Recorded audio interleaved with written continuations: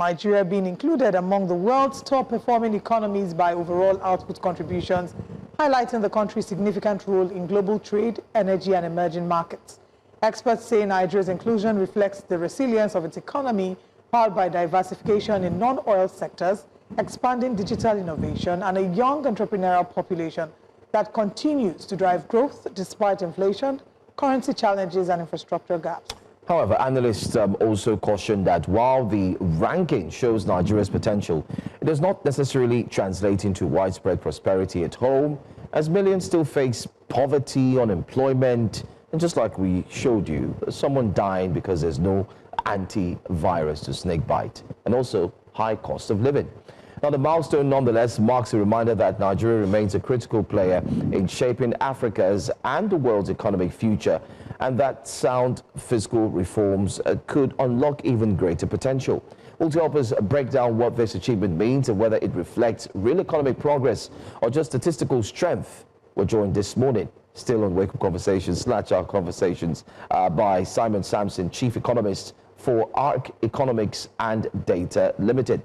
Thanks for waking up this morning and joining us very early. Good morning to you. Morning. Thank you for having me. Okay.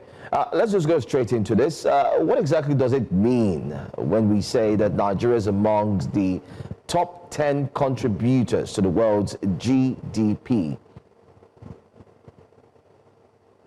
Well, if you look at it, it's a projection actually. It's not like Nigeria or those other economies have arrived at that. According to the IMF, their projections for 2026 for economic expansion, for economic growth, Nigeria is going to be one of the largest contributors to this expansion that the global economy will be experiencing in 2026. Let's say let's assume the global economy is expanding by 100 billion in 2026. Nigeria is supposed to contribute 1.5% of that, while China contributes 1/4, and India contributes almost 1/5, and between the two of them, almost half of global growth. So Nigeria being in this top 10 means that the reforms of President Tinubu seem to be working, at least statistically. The numbers are looking up. The numbers seem good. I'm not saying that we have arrived or is translating, but at least we are beginning to see some results.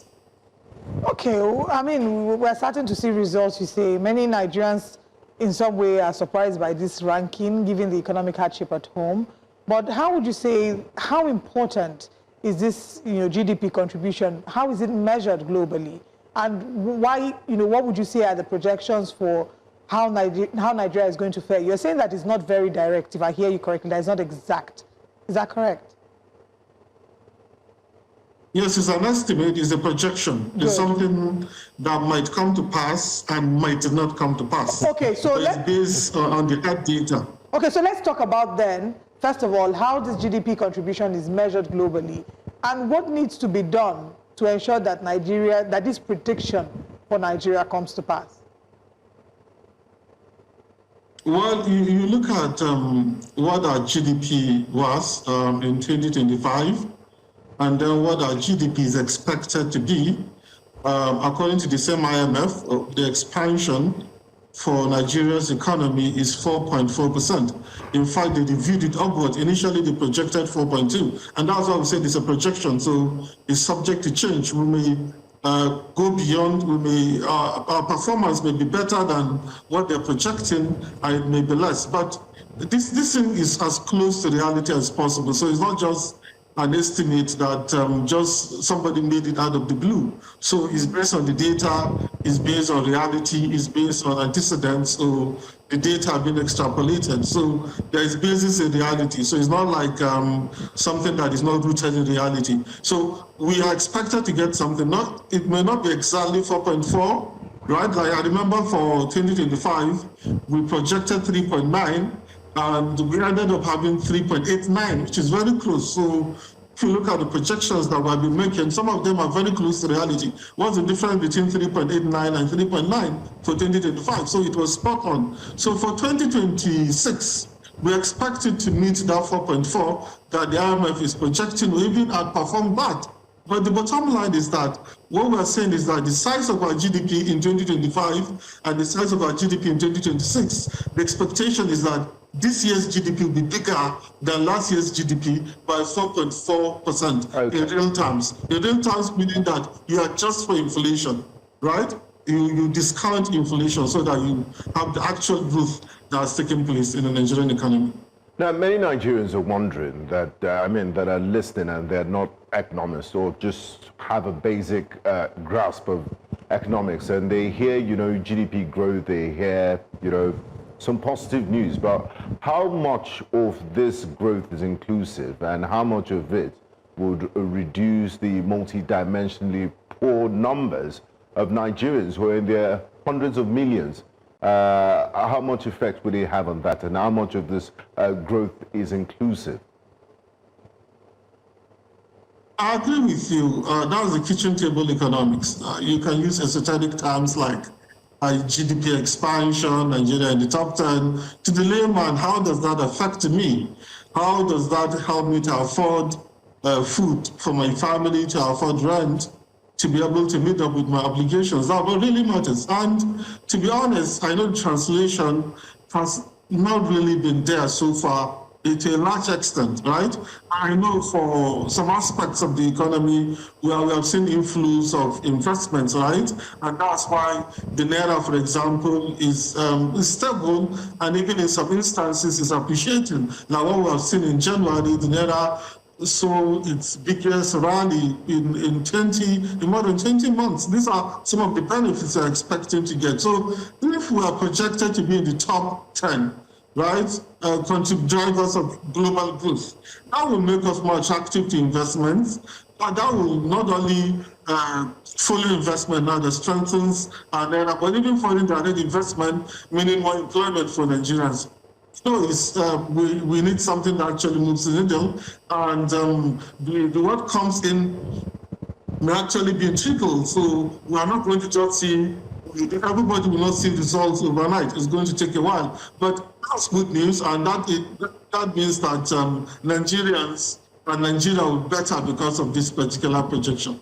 Okay, like you said, it's. Let's just understand that it's just a projection from 4.2 to 4.4. However, while going through the IMF document, I saw where IMF had mentioned that it specifically cited domestic strength rather than export dependency as the engine for Nigeria's contribution. But domestically, we must be fair and honest with ourselves that some businesses are struggling. So can we really beat our chest and certify that the IMF's statement is one Nigerians can run with? Well, it's an authoritative, but very authoritative. The IMF is as authoritative as they come. So, and they have a history too. They have antecedents. They have made projections in the past, and they have come to pass, right? So this particular one also is likely going to be in that category. So what they mean by that is that instead of the Nigerian economy depending on other economies for its expansion, most of the growth will come internally. And I think it's good in the sense that you are not depending on others for your expansion, you're depending on yourself. So everything is on you. And if you look at it, the same IMF also in the projection said most of the drivers of this growth is around ICT, around other services, around manufacturing, and in agriculture. Not really oil. It's not like oil is not contributing, but we know oil only contributes a small part of our GDP. So the expectation is that it should not play this outsized role it plays when it comes to revenue or any foreign exchange. So when it comes to growth also, we should be diversified, which is a good thing. So it's internally determined, which is a good thing in the sense that Nigeria does not have to depend on what happens across the world for this expansion. It's not like it doesn't depend at all, but largely is going to depend upon what happens within the Nigerian economy. And mind you, the Tinubu administration has been embarking on some reforms, and these reforms have been tough for Nigerians, right? It has come with a lot of hardships, which everybody cannot wait to put behind. But the essence of these reforms are for us to see results like this. I know the translation is key, but little by little, if these reforms if the results are sustained, right, it will eventually trickle down, and a large section, if not the entire Nigerian population, will benefit from these reforms and better numbers that we're seeing, and the projections like the one by the IMF also will benefit a large chunk of the Nigerian population. I mean, you say that, and we hear this all the time, we don't have to depend on oil. Diversification has been a word that we've heard before even the current administration and the one before them. So what would you say are the main sectors that would drive Nigeria's contribution to the GDP?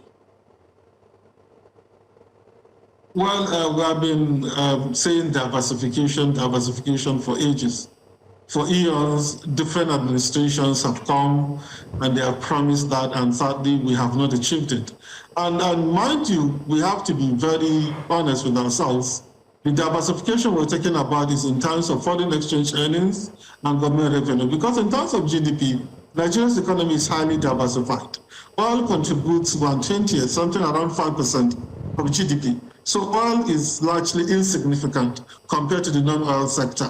But the problem is that in terms of revenue and in terms of foreign exchange earnings, we're still over-dependent on oil. And if the oil industry doesn't do well, we normally feel it in terms of our revenue, in terms of the strength of our naira, in terms of our ability to import necessities, right? And I think the Tinubu administration is trying to do something, particularly for revenue. That's why we have the tax reforms, right? So that we have other sources of revenue, just like most of the countries around the world depend on taxes instead of oil proceeds, right? Then for foreign exchange earnings, we are trying to export to earn this effect that is very important for us. And we have seen the non-oil aspect of the Nigerian economy, contribution to export is improving. So the contributors to GDP growth for this 2026 are largely going to be services, including or particularly the ICT, where we expect to see